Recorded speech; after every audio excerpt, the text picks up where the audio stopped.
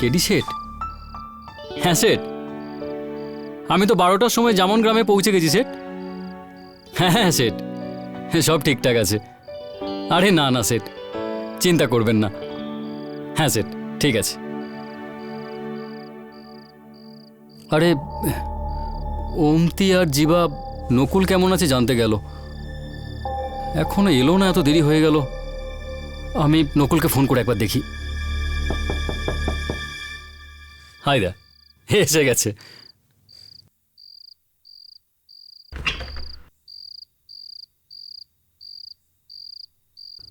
এত রাতে কে দরজা ঠকঠক করছিল? আরে কে আছো?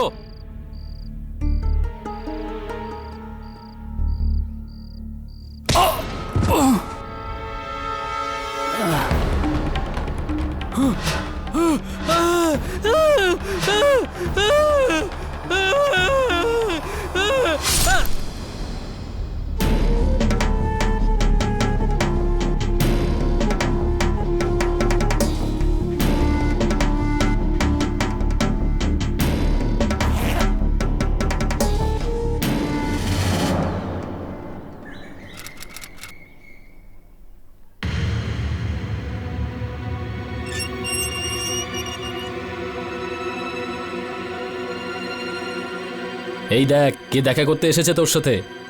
ইনি হলেন ওই বিখ্যাত কেডি পাঠক, যাকে তুমি খুন করেছো। রাধে, সে এনার বাড়িতে রান্না করতো। ইনি মুম্বাইয়ের খুব বড় উকিল, বেশি চালাকি করার চেষ্টা করবে না, বুঝেছো? বাবু, তুমি উকিল? আমার কেসটা তুমি লড়ো না বাবু। কেস তো আমি অবশ্যই লড়ব, কিন্তু আপনার পক্ষ নিয়ে নয়, আপনার বিরুদ্ধে। যেভাবে গলা কেটে আপনি রাধেকে হত্যা করেছেন,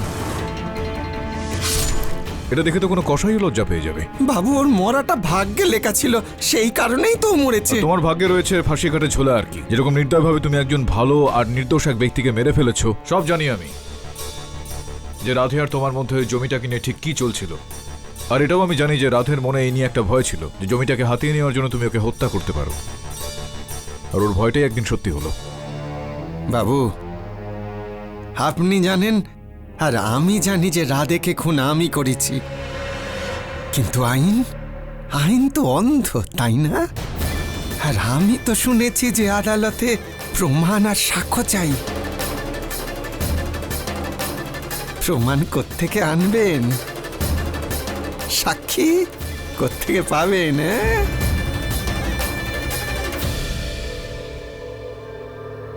দেখো, আমি তোমাকে এই কথাটা বলতে এখানে এসেছিলাম যে আমার চিন্তা ছেড়ে দিন, আমার কথা শুনুন। আপনি যে এসি গাড়ি করে মুম্বাই থেকে জামুন গ্রামে এসছেন না, ওই এসি গাড়ি করে আপনি আবার মুম্বাই ফিরে যান, নইলে আপনার এই সাদা মুখটা একেবারে কালো হয়ে যাবে। কিন্তু তখন কিন্তু বলবেন না যে আমি আপনাকে বলিনি।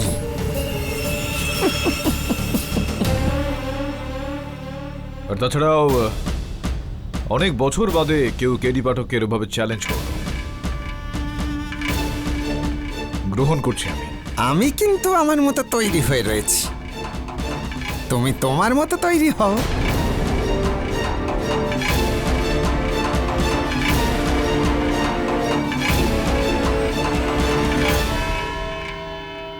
আদালতের কাজ শুরু করা হোক। ডিফেন্সের তরফে কে রয়েছেন?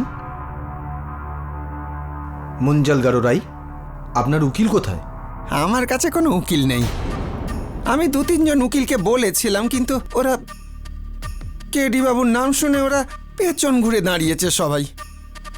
একজন তার মধ্যে রাজি হয়েছিল, তো এত বেশি টাকা চাইছিল আমার কাছে যে আমার পকেটটাই ফুটো হয়ে গেছে। মানে পকেট আর আস্ত রইল না। যদি আপনি চান তাহলে আদালত থেকে উকিল নিতে পারেন। হুজুর, আদালত তো উকিল দেবে, কিন্তু হুজুর, উকিল যে আমায় মুক্তি দেবে এমন কি কোনো গ্যারান্টি আছে? তাহলে আপনি এখন কি চান? আমি বাড়ি যেতে চাই হুজুর। Order, order. দেখুন, যতক্ষণ না আপনি নির্দোষ সাব্যস্ত হচ্ছেন, আপনি বাড়ি যেতে পারেন না। বলুন, আপনি কি করতে চান? হুজুর, যদি কিছু না মনে করেন তো আমি নিজেই নিজের কেসটা লড়তে চাই। আমি কিন্তু আমার মতো তৈরি হয়ে রয়েছি, তুমি তোমার মতো তৈরি হও।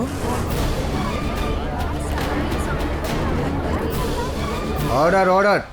আসলে আমি আমি জানি যে আমি 10 ক্লাস ফেল, অত জ্ঞান নেই আমার, আমি তো গ্রামের গোয়ালা। কিন্তু এই কেসটা লড়ার জন্যে কোনো জ্ঞানের দরকার নেই, আমার তো সত্যিটা জানানো দরকার, আর সেই সত্যি আমার কাছে রয়েছে হুজুর। আপনি ক্লাস 10ও পাস করেননি, আর আপনি কেডি পাঠকের বিপক্ষে লড়তে চলেছেন, আর তাও আবার একটা খুনের মামলার। যদি একটুও ভুল হয়ে যায় না, তাহলে আপনার ফাঁসি আর কেউ আটকাতে পারবে না। কিন্তু যখন আমি খুনটা করিনি, আমার ফাঁসি কেন হবে? ইওর অনার, ভারতের সংবিধান এটা বলে যে ভারতের সমস্ত নাগরিকেরই তার মামলা লড়ার অধিকার রয়েছে। যদি মঞ্জলবাবুর নিজের প্রতি এতটাই বিশ্বাস থাকে তো তাহলে নয় কেন? ঠিক আছে, এই আদালত মুঞ্জল গারোরাকে নিজের পক্ষে লড়ার অনুমতি দিচ্ছে। The prosecution may proceed. Your honour, Radhe Mangroliya Jambun গ্রামের একজন বাসিন্দা ছিলেন। 6 অক্টোবর তার মৃতদেহ পাওয়া গিয়েছিল, মাথাটা দেহর থেকে আলাদা করা। ওনার শ্যালক অভিযোগটা এনেছেন মঞ্জলবাবুর ওপর যে ইনি ওনার মাথাটাকে দেহ থেকে আলাদা করে দিয়ে ওকে হত্যা করে। এই বিষয়টাকে এগিয়ে নিয়ে যাওয়ার জন্য আমি সর্বপ্রথম বরুণ জাভেরিকে কাঠগড়ায় ডাকার জন্য অনুমতি চাইছি ইওর অনার। অনুমতি দিলাম। ইওর অনার, আমি আপনাকে জানিয়ে রাখতে চাইবো যে এই বরুণ জাভেরি আমার সহায়ক, আমার দপ্তরে আমার সঙ্গে ও কাজ করে। বরুণবাবু, আমাদের এটা বলুন যে 25শে সেপ্টেম্বর যখন রাধেবাবু, আমার রান্নার লোক, দুপুরবেলা কার্যালয়ে এসেছিল খাবার সময়, তো খুবই বিচলিত ছিলেন। কি কারণ ছিল এর পেছনে? ইয়োর অনার, আমাকে গ্রামে যেতে হবে, ওই মহাজন টাকা পয়সা নিয়ে খুব ঝামেলা করছে। তুমি ওর বিরুদ্ধে কেস করেছিল ওই জমিটাকে নিয়ে, কিন্তু ওই জমির ওপর তো কোর্ট রিসিভার লাগিয়ে রেখেছে। হ্যাঁ স্যার, এই 15 দিন আগেই, কিন্তু জোর করে জমি দখল করে নিতে চাইছে। ও কিছুদিন আগে আমাকে হুমকিও দিয়েছে, আমি যদি ওর নামে জমি লিখে না দিই তো আমাকে মেরে ফেলবে। ইওর অনার, যদি আপনি অনুমতি দেন তো আমি রমরিক লাল বাবুকে কাঠগড়ায় ডাকার অনুমতি চাই। আমার নাম রামরিকলাল ত্রিবেদী হুজুর, আর আমি জামুন গায়ের পঞ্চায়েতের একজন সদস্য। রমরিক লাল বাবু, আদালতকে দয়া করে বলুন যে 5ই অক্টোবর রাতে আপনি ঠিক কি দেখেছিলেন? রাত তখন 10:15 হয়েছিল। আমি দেখলাম যে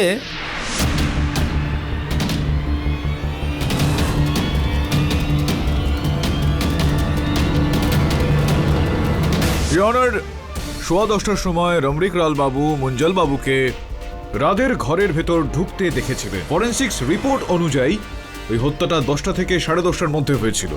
এটা এই বিষয়টার একটা ইঙ্গিত, সম্ভবত মঞ্জল বাবুই রাধেকে হত্যা করেছে। মুঞ্জল বাবু, আপনি রমরিকলালকে কিছু জিজ্ঞাসা করতে চান? হুজুর, আমি এখান থেকে জিজ্ঞেস করব না ওখানে গিয়ে জিজ্ঞেস করব? আপনি ওখানে যেতে পারেন। এটা খোলে না বুঝি? আসুন। এটা প্রথমবার তো, তাই অনেক কিছু জানি না। কিন্তু হুজুর, আপনি আছেন বলে আমার কোনো চিন্তা নেই, আপনি ঠিক আমায় সামলে নেবেন। না মানে আমার বলতে যদি কিছু ভুল হয় আপনি একটু ক্ষমা ঘৃণা করে নেবেন হুজুর। জয় মা কালী, জয় মা কালী। রমনিক ভাই, আমি আপনার কোনো ক্ষতি করেছি? হ্যাঁ, সময় মতো আমি আপনার বাড়ি দুধ পৌঁছে দিই, তাতে জলও মেশাই না বা কমও দিই না মাপে। ইওর অনার, ভালো হয় যদি মঞ্জল বাবু এই কেসের সঙ্গে সম্পর্কিত বিষয় নিয়ে কথা বলেন। Objection sustain. রমনিক ভাই, হ্যাঁ। আপনি যখন আমায় দেখলেন যে আমি রাধের বাড়িতে আস্তে আস্তে ঢুকছি, তখন আপনি কতটা দূরে ছিলেন? আমি ওই তেঁতুল গাছটার কাছে ছিলাম, এই ধরো 20 ফুট দূরে। রমনিক ভাই, আপনার এই চশমাটা একটু দিন তো আমার। আরে বাপরে, কি ভারী চশমা এটা, কি মোটা কাঁচ এটার, কিছু তো দেখতেই পাচ্ছি না। জজ সাহেব, আমি আপনাকেও দেখতে পাচ্ছি না। হ্যাঁ, কিন্তু তখন অন্ধকার, তারপরে এত মোটা কাঁচ। হুজুর, না হয় আমি মেনেই নিলাম যে যে আমি ভেতরে গেলাম, আমি মেনেই নিচ্ছি আমি ভেতরে গেলাম, আর তখন উনি আমায় দেখেছেন। কিন্তু রমনিক ভাই, আপনি আমাকে রাধেকে খুন করতে কি দেখেছেন? দেখেননি তো? আরে রমনিক ভাই, আমাকে খুন করতে দেখেননি।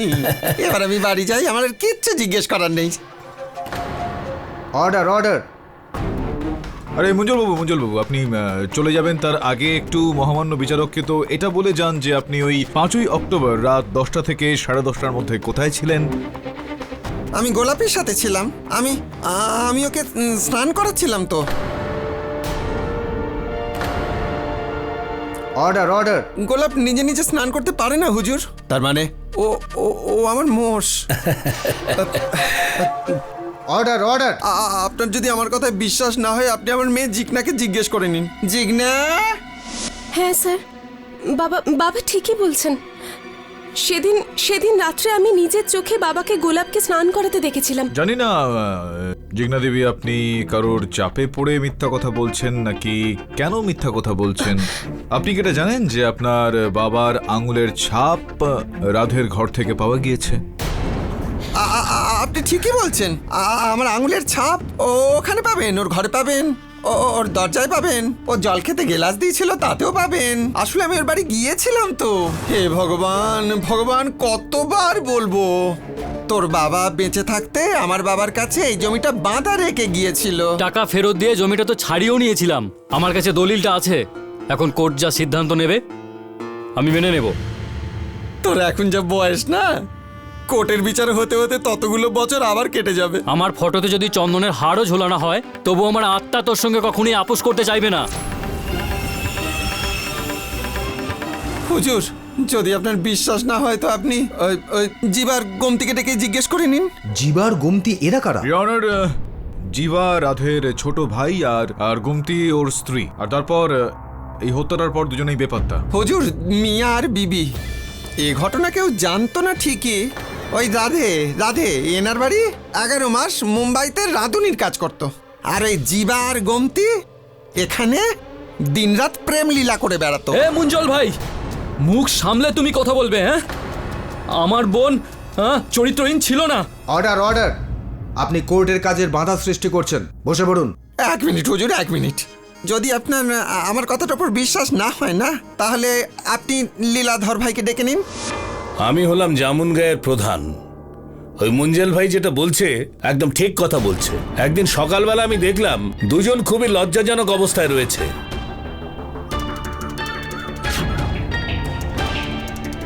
আগে আমার কথার উত্তর দে। এটা কি? কি? এই যে এইটা। এটা আমার ভালোবাসা। মামলা খুব গড়বড় মনে হচ্ছে।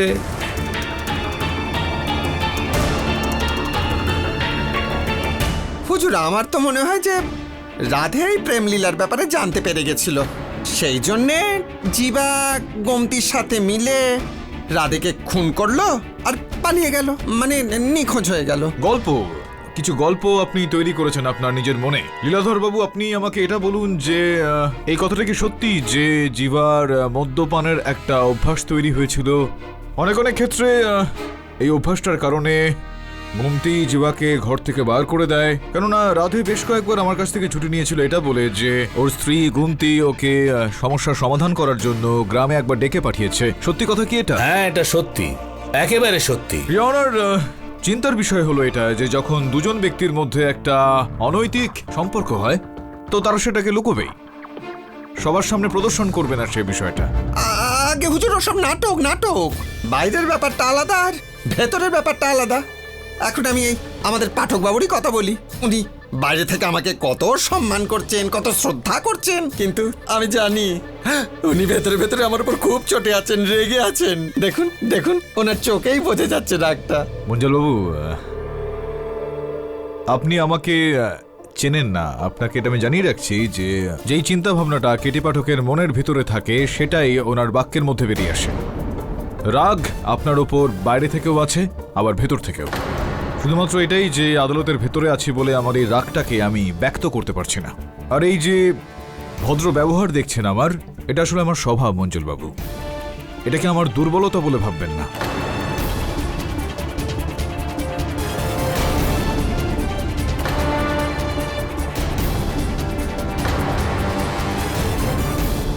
তো আমি বলি কি হুজুর, আসলে জিবার গোমতিকে আগে খোঁজা হোক। না, ওনারা দুজন কোথায় সেটা তো আপনার জানা উচিত মঞ্জল বাবু। কেননা 5ই অক্টোবর রাতে 8টার সময় ওই জমির বিষয়ে কথাবার্তা বলতে, বেশ কিছু সমস্যার সমাধান করতে আপনি ওদের দুজনকে ডেকেছিলেন আপনার বাড়িতে, ঠিক কিনা?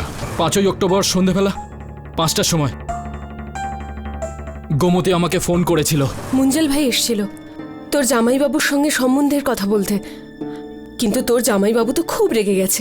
মুঞ্জেল ভাই না আমাকে যাওয়ার সময় ইশারা করে দিয়ে গেছে যাতে রাত্রে জিবা আর আমি ওর বাড়ি যাই সম্বন্ধের কথা বলতে। শোন বোন, ঝগড়া করে কারোর কখনো ভালো হয়েছে কি? কিন্তু তোর জামাইবাবুর জেদের কি করব? আমি কি ইচ্ছে করে যেতে চাইছি? তুই আর জীবা একসঙ্গে মুঞ্জল ভাইয়ের সঙ্গে দেখা করে আয়। আর জামাইকে বলে দে যে বকুলের শরীরটা খুব খারাপ, তাই আমি ওষুধ দিয়ে আসি। আর রাত হয়ে গেছে, তাই জীবাকে সঙ্গে করে নিয়ে যাচ্ছি। তাই করব। এখন আমি ফোন রাখছি, রাত্রে 8টার সময় পৌঁছে যাব। জয় মাতা দি। আমি ওই দিন কুন্তি বৌদিকে বকুল ভাইয়ের সঙ্গে কথা বলতে শুনেছি। ও 8টার সময় মুঞ্জাল ভাইয়ের বাড়ি যাবার কথা ছিল। হ্যাঁ মুঞ্জল বাবু, এবার বলো কি ঘটনা হয়েছিল। একটা কথা জিজ্ঞেস করব, আমি যাব?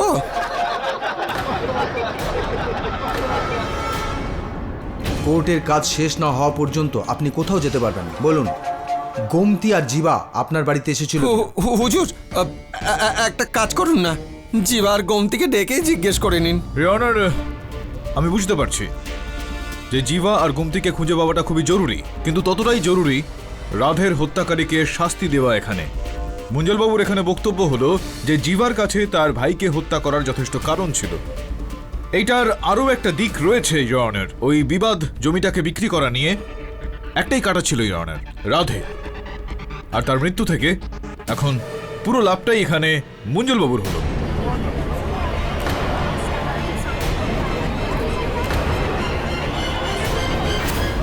Order, order. 1 মিনিটের জন্য না হয় আমরা মেনে নিলাম যে এই খুনটা আমিই করেছি, কিন্তু ওই রাধের লাশটা কোথায় গেল? আপনি কি বলতে চান? রাধের মৃতদেহ তার বাড়ি থেকেই পাওয়া গেছে? হুজুর, রাধের বাড়ি থেকে যে লাশটা পাওয়া গেছে না, আর তার তো মাথাই ছিল না। যদি মাথায় না পাওয়া যাবে তাহলে কি করে বোঝা যাবে যে ওটা রাধেরই লাশ? তাই আমার একটা আর্জি আছে হুজুর, আগে খোঁজ নিয়ে নিন ওই লাশটা রাধেরই কি না, তারপর না হয় আমায় দোষী বলবেন হুজুর।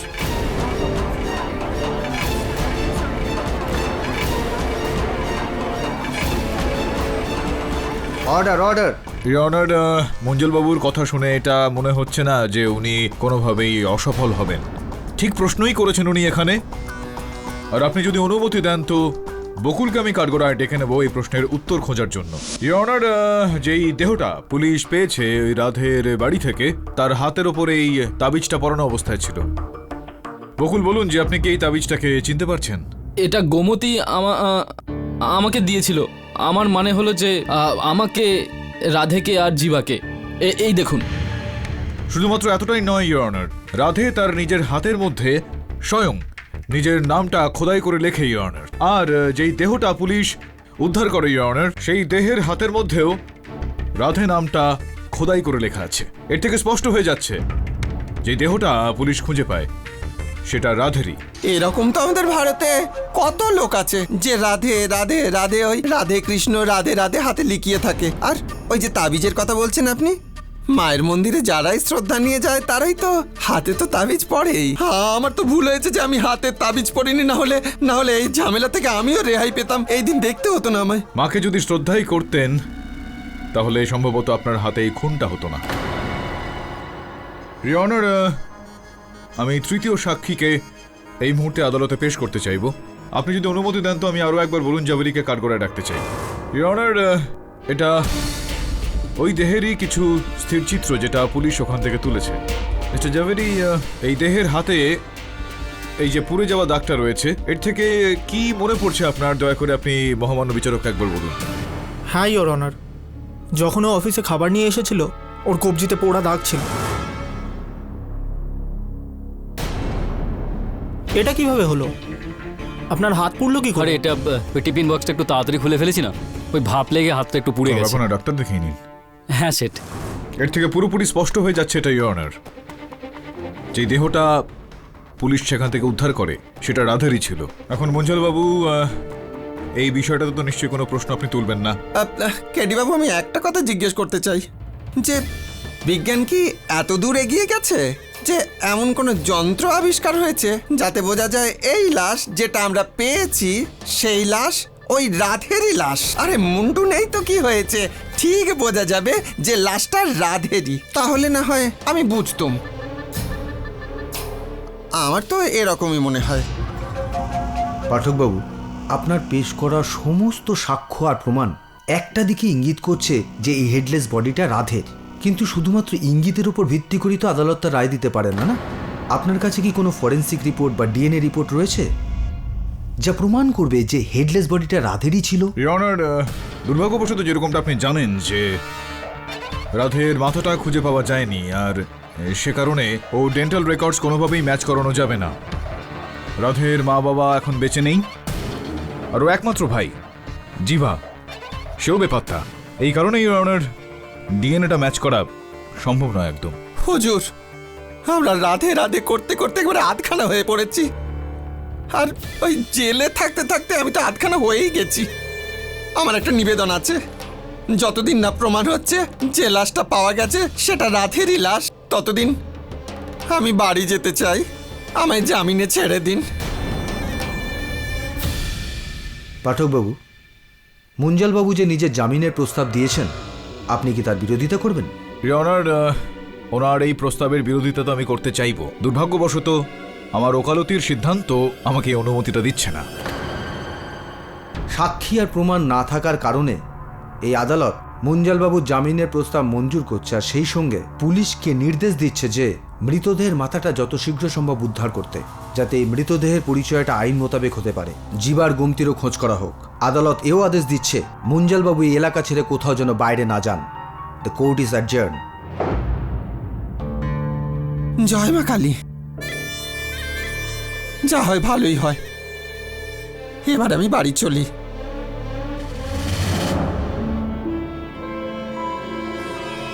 স্যার, আপনি মুঞ্জালবাবুকে বেল পেতে দিলেন কেন?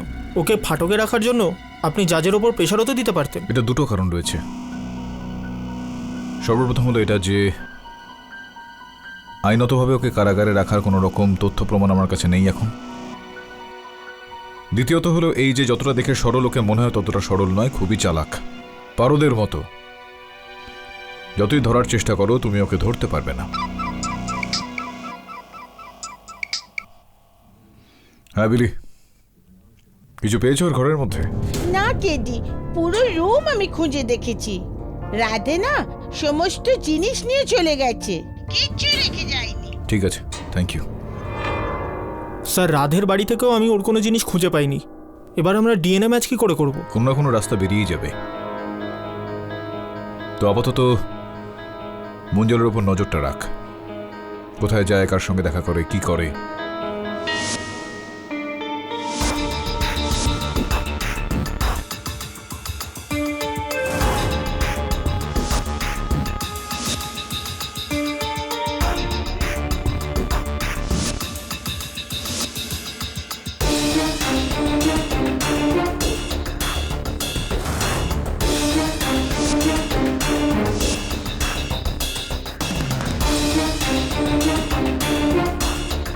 ইয়নার, রমরিকলাল বাবু যেটা বক্তব্যে বলেছিলেন যে উনি মুঞ্জল বাবুকে রাধের ঘরে প্রবেশ করার সময় দেখেছিলেন ওই 5ই অক্টোবর রাতে, ওনার বক্তব্যে বেশ তথ্য রয়েছে ইয়নার।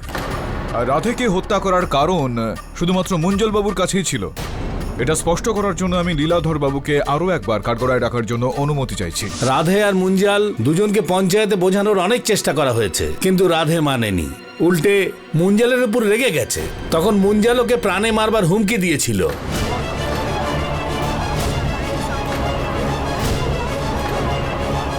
Order, order. আমি আদালতের কাছে এই তথ্যটা পেশ করতে চাই যে ওই বিবাদগ্রস্ত জমিটাকে নিয়ে, যে জমিটার জন্য রাধে আর মুঞ্জল বাবুর মধ্যে একটা বিবাদ চলছিল, ওই জমি থেকে দুটো মৃতদেহ মস্তকহীন পাওয়া গিয়েছিল ইওর অনার, একজন পুরুষের আর একজন মহিলা।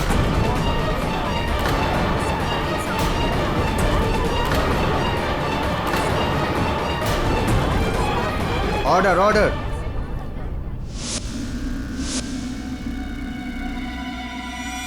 এই বোর্ডটা তো ওখানে তারের পাশে লাগানো ছিল, এখানে এলো কি করে?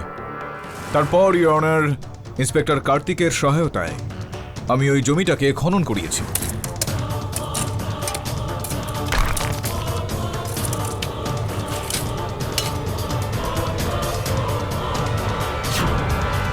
ইওর অনার, ফরেন্সিকের তালিকা অনুযায়ী যেই দুই ব্যক্তির দেহ পাওয়া গিয়েছে জমিটা থেকে, আর দুজনের বয়স এই ধরুন 25 থেকে 26 বছর হবে।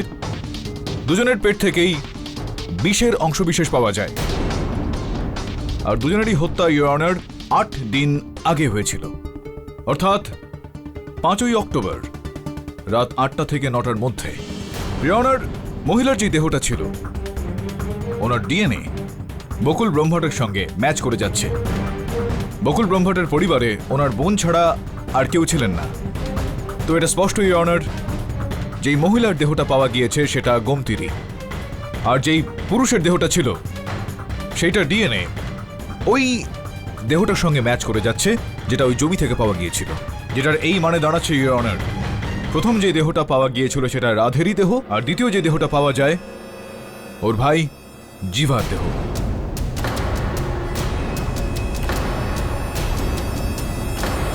আর এটার প্রমাণ হলো এই যে যেই দেহটা এখনই পাওয়া গিয়েছে সেটার হাতের মধ্যে জিভা নাম খোদাই করা রয়েছে, আর পিঠের মধ্যে কমলি লেখা রয়েছে ইওর অনার। ইওর অনার, এটা থেকে এটা স্পষ্ট হয়ে যাচ্ছে যে জিভা আর গোমতি ওরা পালিয়ে যায়নি, ওরা বেপাত্তাও ছিল না, ওদের হত্যা করা হয়েছিল।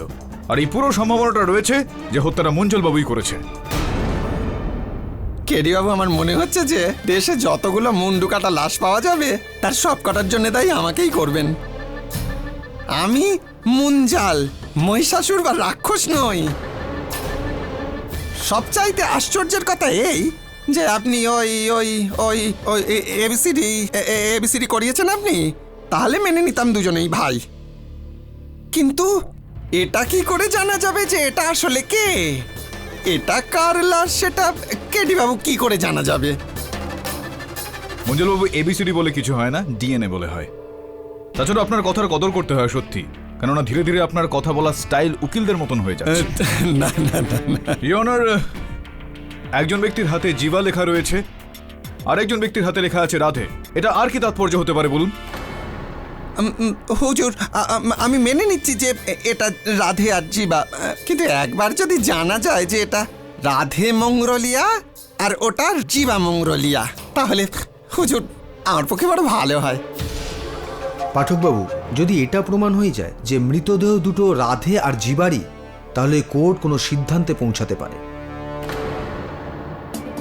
ইওর অনার, এটা তো তখনই প্রমাণ পাওয়া যাবে যখন ওর সঙ্গে মিল খাচ্ছে এরকম কোনো মাথা আমরা খুঁজে পাবো। আমি মাথার খোঁজটা চালিয়ে যাব, ততক্ষণ পর্যন্ত আমি আদালতের কাছে আবেদন করব, যতক্ষণ ওই দুটো মাথা পাওয়া যাচ্ছে মঞ্জলবাবুর বেল, ওনার জামিনটা রদ করা হোক। কিন্তু হুজুর, আমি তো এসব কিছু, ইওর অনার, পুরোপুরি সম্ভাবনা রয়েছে যে বাকি সাক্ষ্যগুলোকে উনি প্রভাবিত করতে পারেন, নষ্ট করে ফেলতে পারেন। এই আদালত মুঞ্জল গারোরার জামিন অবিলম্বে রদ করে ওনাকে হেফাজতে রাখার নির্দেশ দিচ্ছে। The court is adjourn. কোনো ব্যাপার না, আগামী তারিখে আমি একেবারে সোজা বাড়ি চলে যাব। জয় মা কালী।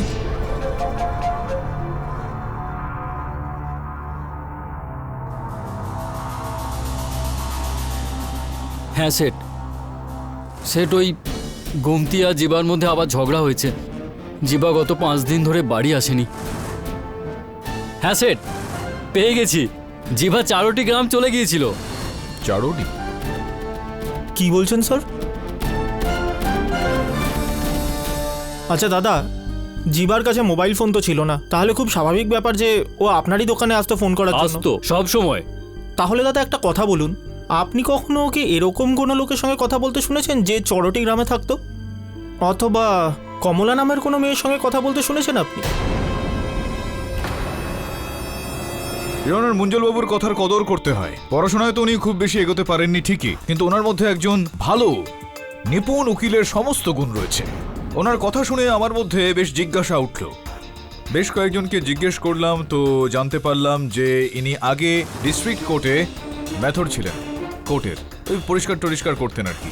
এটা শুধুমাত্র ওনার আমদানির একটা মাধ্যম ইওর অনার। ওনার আগ্রহ তো আদালতে ছিলই ওই কেসগুলোর ওপর। চুপচাপ আদালতে এক কোণে বসে উনি আদালতের এই কার্যক্রম, যাবতীয় বিষয়বস্তু শিখে যাচ্ছিলেন। কিন্তু হুজুর, তাতে ক্ষতি কি আছে? না না, কোনো ক্ষতি নেই মঞ্জলবাবু। জ্ঞান লাভ করা তো ভালো বিষয়, কিন্তু প্রাপ্ত জ্ঞানের ভুল প্রয়োগ করা সেটা ঠিক নয়। ইওর অনার, মঞ্জলবাবুর ওই বাড়ির পুনরায় তল্লাশি করা হলো। তো একটা পুরনো 2002 সালের কেসের পেপার পেয়েছি your honour. Kishore Kachariya versus Banshi Joshi, case number 6352/M। Your honour, Banshi যোশীর ওপর এই অভিযোগটা আনা হয়েছিল যে উনি কিশোরবাবুর পুত্রের মাথাটা কেটে নিয়ে তাকে হত্যা করে ফেলে। দুর্ভাগ্যবশত সাক্ষ্য আর সাক্ষীর অভাবে আদালত ওনাকে সসম্মানে রেহাই দিয়ে দেয়। হুজুর, তাতে ক্ষতি কি আছে? কেডি বাবু, আপনি আপনার কেস লড়ার জন্য কত চোতা পড়েন, চোতা মানে বই বই বই কত পড়েন, আর আমি আমার বাঁচার জন্য একটা কাগজও পড়তে পারি না। হুজুর, রাধে আর জিবার মুন্ডু পাওয়া গেলে আমায় বলে দিন, আসলে আমি বাড়ি যেতে চাই। আপনাকে পাঠানো হবে আপনার নির্দিষ্ট ঘরে, যেখানে আজীবন আপনি থাকবেন। কেননা ইওর অনার, কেওরালি জঙ্গলের মধ্যে, যেটা জামুন গ্রাম থেকে 30 কিলোমিটার দূরত্বে রয়েছে, ওখান থেকে রাধে, জিভা আর গোমতির 3 জনেরই মাথা পাওয়া গিয়েছে।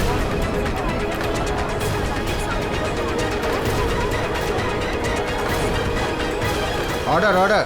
ডিএনএ টেস্ট ইতিমধ্যেই করা হয়ে গিয়েছে ইওর অনার, আর 3 জনের মাথাই তাদের দেহের সঙ্গে ম্যাচ করে যাচ্ছে। কিন্তু ওই মাথা দেখে আপনি বুঝতে পেরে গেলেন ওটা রাধে, চিবা আর গোমতিরই মাথা? আগে না ইওর অনার, 3টে মাথাই পুরোপুরি কঙ্কালে পরিণত হয়ে গিয়েছে, চিনতে পারা খুবই কঠিন। কিন্তু এটা তো বোঝা যায়নি না যে ওটা রাধের মাথা, জিবার মাথা, গোমতির মাথা। এত বোঝা যায়নি না যে ওটা রাধের মাথা, জিবার মাথা, গোমতির মাথা। ক্যা বাত হ্যায়। আরও একবার একটা গুরুত্বপূর্ণ প্রশ্ন রাখলেন মঞ্জুলবাবু ইওর অনার। ইওর অনার, যেই মহিলার দেহ পাওয়া গিয়েছে সেই দেহটার ডিএনএ বকুলের সঙ্গে ম্যাচ করে যাচ্ছে, যার এটা মানে দাঁড়াচ্ছে যে ওই দেহটা গোমতিরই দেহ।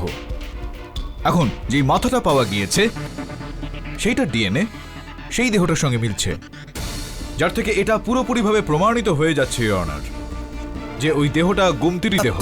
মেনে নিচ্ছি ওটা গোমতির মাথায় ছিল, কিন্তু বাকি যে দুটো মাথা ছিল ওটার ওই ওই কি যেন বলে, ওই ওই ওই ডিএনএ ডিএনএ সেটা তো জ্যান্ত মানুষের সঙ্গে হয়নি না? তাহলে আপনি কি করে বলছেন যে ওটা রাধের আর জিবার মাথা ছিল? আরও একটা ভালো প্রশ্ন ইওর অনার। এখন ওনার প্রশ্নের আমি উত্তর দেব তার আগে আমি ওনার কন্যা জিগনাকে কাঠগড়ায় ডাকার জন্য অনুমতি চেয়ে নিচ্ছি। এই দুলটাকে আপনি চিনতে পারছেন জিগনা দেবী? কই না তো। ইওর অনার, এই দুলটা আমি মুঞ্জলবাবুর বাড়ির তল্লাশি চালানোর সময় খুঁজে পেয়েছি, আর এই দুলটা গোমতির খুঁজে পাওয়া মাথা থেকে পুলিশ খুঁজে পেয়েছে। ফরেন্সিক রিপোর্টটা আপনার টেবিলের ওপর রয়েছে। এবার হলো এই দুলের জোড়াটা। এবার এটা বলুন জিগনা দেবী, যে আপনি বললেন যে 11:30টার কাছাকাছি আপনার বাবা আপনাদের মহিষকে স্নান করাচ্ছিলেন, তারপর আপনার বাবা কি ঘরেই ছিলেন নাকি কোথাও গিয়েছিলেন একটু পায়চারি করতে? আপনি কি জানেন সেটা? মিথ্যা কথা বলবেন না, কেননা বিষয়টা হলো আমরা যে মোবাইল ফোনের তালিকা হয় সেটা বার করতে পারি, আর আপনার দূরভাষ যন্ত্রের তালিকাটা আমরা বার করে ফেলেছি। আমরা সবকিছুই জানি, শুধু আপনাকে জিজ্ঞেস করছি। বলুন, আপনার বাবা কি সেদিন বাড়িতে ছিলেন রাতের বেলা? ছিলেন কি না? আগে না স্যার, সেদিন রাত্রে যখন আমি বাথরুমে যাচ্ছিলাম তো তখন আমি দেখলাম যে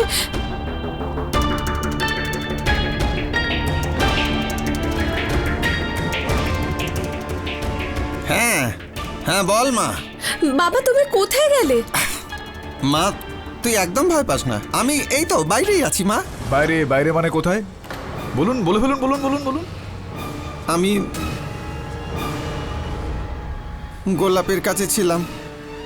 ওই দুধ দেয় যে ও গোলাপ নয়, ওই নাচনেওয়ালি গোলাপের কাছে ছিলাম।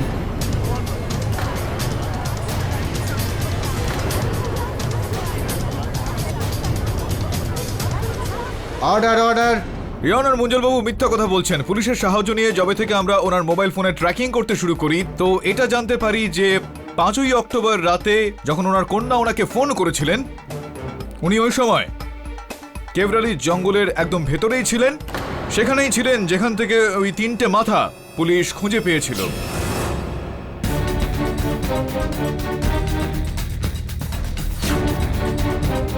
এটা একজন নয়, তিনজনের মাথা, কিন্তু এদের শনাক্ত করাটা কঠিন। ইওর অনার, কেভরালি জঙ্গল থেকে শুধুমাত্র 3টে মাথা নয়, এই কাঠারিটাও পাওয়া গিয়েছে। আর ফরেনসিক্স বলছে এটাই হত্যার অস্ত্র।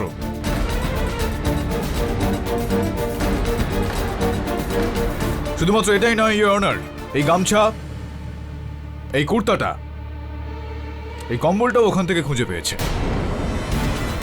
ইওর অনার, এই কুর্তা থেকে ফরেনসিক এক্সপার্টরা 2জন মানুষের রক্তের দাগ খুঁজে পেয়েছেন। সবার আগে রাধে মঙ্গরোলিয়া, আর দ্বিতীয়ত মুঞ্জাল বাবু। ওখান থেকে কাপড় ভর্তি একটা ব্যাগও পাওয়া গিয়েছে ইওর অনার। আমি মেনে নিচ্ছি ওই জামার গামছাটা আমার। কিন্তু আগে আগে আপনি আমার একটা প্রশ্নের উত্তর দিন। ওই যে দুটো মাথা ছিল, সে দুটো কার? আপনি গমতির কথা বলবেন না, তার সাথে আমার কোনো লেনদেন নেই। বাকি যে দুটো মাথা ছিল সেগুলো কার ছিল? আমি সেটুকু তো জানতে পারি যে আমার উপর কার খুনের দায় চাপানো হচ্ছে, সেটা তো আমি বুঝতেই পারবো না। ইওর অনার, এখন এই উচিত প্রশ্নটার উচিত উত্তর দিতে হবেই। আপনি যদি অনুমতি দেন তো আমার সহায়ককে আমি একবার ভেতরে ডাকবো। অনুমতি দিলাম। বরুণ,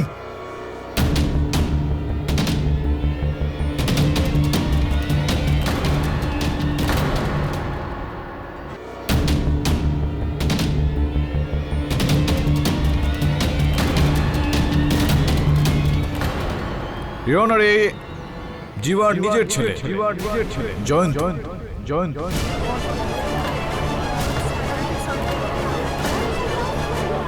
অর্ডার। এক মিনিট হুজুর, এক মিনিট। এই বাচ্চাটা কার? হুজুর, সারা গ্রাম এটা জানে যে জীবার এখনো বিয়েই হয়নি, ও এখনো বিয়ে করেনি। এই বাচ্চাটা কোত্থেকে এলো? মঞ্জল বাবু, খুব শীঘ্রই আপনি জানতে পেরে যাবেন যে গ্রামবাসীদের কাছে যে খবরাখবর ছিল সেই খবরাখবরটা ভুল ছিল। ধৈর্য ধরুন। ইওর অনারের আগে আমি বলবো, তবে তার আগে আমি আপনার কাছে আবেদন করছি যে এই বাচ্চাটাকে বাইরে বসানো হোক, যাতে ওর মানসিকতায় কোনো রকম প্রভাব না পড়ে। Permission granted. ধন্যবাদ ইওর অনার।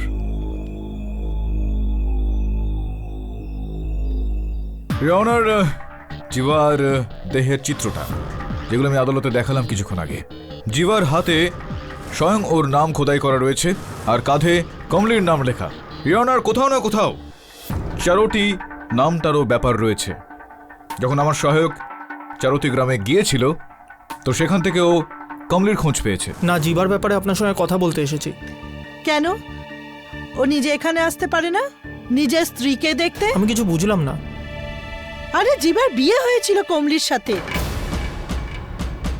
কমলা জিবার স্ত্রী ছিল, তাহলেও রাধে আর গোমতীকে এ ব্যাপারে বলেনি কেন? আমার মেয়ে গুজরাটে ফিল্মে ছোটখাটো অভিনয় করত, আর জিবা সবসময় বলতো যে ওর ভাই ওকে কখনোই বউ হিসেবে স্বীকার করবে না। আর এই জন্যই জিবা আর কমলি রাজকোটে গিয়ে কোর্টে বিয়ে করে নিয়েছে। আমি কি কমলার সঙ্গে দেখা করতে পারি? কমলিকে তো টিবি খেয়ে নিয়েছে, 10 দিন আগে ও মারা গেছে। আচ্ছা, আমি আসছি।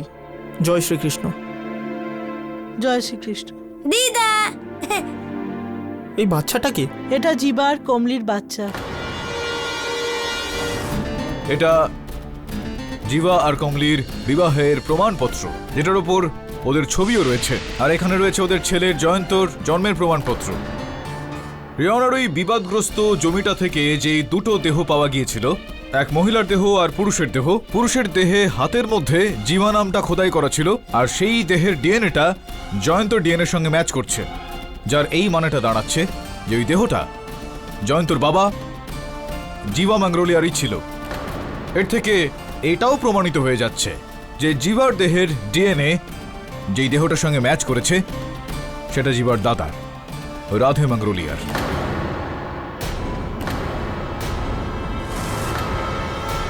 ইওর অনার, মঞ্জলজির জন্য আমি কঠিনতম শাস্তির দাবি করছি, কেননা এটা সুচিন্তিতভাবে একটা খুন করা হয়েছে। Cold blooded murder.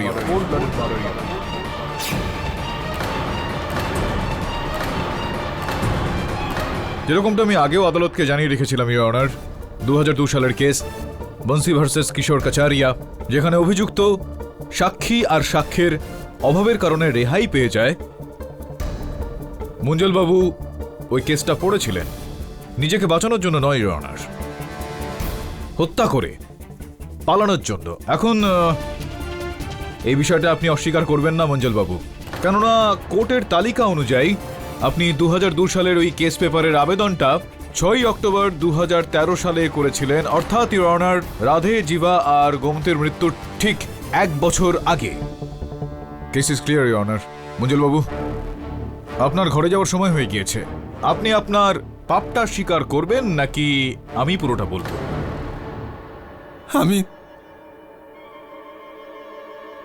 আমি এটা স্বীকার করছি যে এই ষড়যন্ত্রটা আমি করেছিলাম।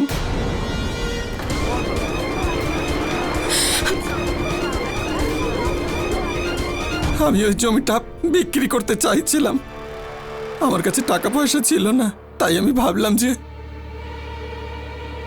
গোমতী, জীবা আর রাধেকে প্রাণে মেরে দিলে এই জমিটা আমার হয়ে যাবে। সেই জন্য আমি সব মিটমাট করার বাহানায় জীবা আর গোমতীকে আমার বাড়িতে ডেকে আনি, আর শরবতে বিষ মিশিয়ে আমি দুজনকে প্রাণে মেরে ফেলি।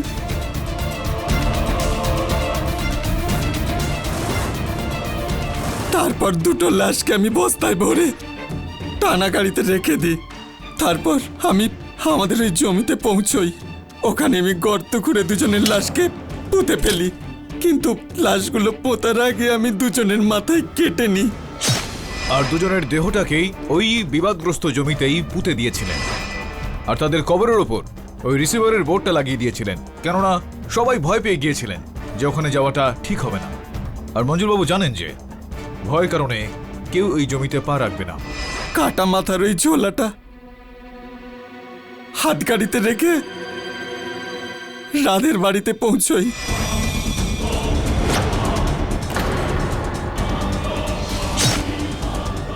তারপর এই জমি থেকে হাত গাড়িটা নিয়ে আমি বাড়িতে ফিরলাম। 3টে কাটা মাথা আমি ঘাসের নিচে লুকিয়ে রেখে ওখানেই ছেড়ে দিই। হাত ধোয়ার জন্য আমি বাড়িতে ঢুকলাম, আর ঠিক তখনই আমার মেয়ে চিকনা এলো। ওর মুখের দিকে তাকিয়ে আমি একবারে ঘাবড়ে গেলাম, তাই জন্য আমি মুশকে চান করানোর নাটকটা করলাম। আর ওনার মেয়ে ঘুমিয়ে পড়ার পর উনি 3টে মাথা পোতার জন্য কেওড়ালির জঙ্গলের ভেতরে চলে গেলেন। ওনার পরিকল্পনা ছিল ইওর অনার যে যদি কেউ দেহগুলো পেয়েও যায় মাথাগুলো পাবে না, আর যদি মাথাগুলো না পায় দেহগুলো চিনতে পারবে না, আর যদি দেহগুলো চিনতে নাই পারে তাহলে ওনার ওপর আসা অভিযোগটা কখনোই প্রমাণিত হবে না। সেই জন্য আমি 3টে কাটা মাথা কেওড়ালির জঙ্গলেতে পুঁতে দিলাম, সেই সঙ্গে রাধের জিনিসপত্র, দাঁটা আর আমার জামাটাও আমি পুঁতে দিলাম। আমি ভেবেছিলাম যে 3 জনকে মারার পর ওদের মাথা কেটে সরিয়ে ফেলতে পারলেই আমি কখনো ধরা পড়ব না, এটা ভেবে আমি এত কিছু করেছিলাম। মঞ্জুলবাবু, আপনার এই চিন্তা ভাবনার কদর করছি। পুরনো কেস পেপার পড়ে যদি কেউ উকিল হয়ে যেত তাহলে আর কোনো কথাই ছিল না। ওকালতি করতে গেলে পড়াশোনা করার দরকার পড়ে। আপনি করতে পারতেন, কিন্তু দুর্ভাগ্যবশত আপনি ভুল জায়গায় সেটা প্রয়োগ করলেন। এ আদালত মুঞ্জল গরোরাকে রাধে, জীবা আর গোমতীর খুনের অপরাধে দোষী সাব্যস্ত করে ফাঁসির সাজা শোনাচ্ছে। The case is closed.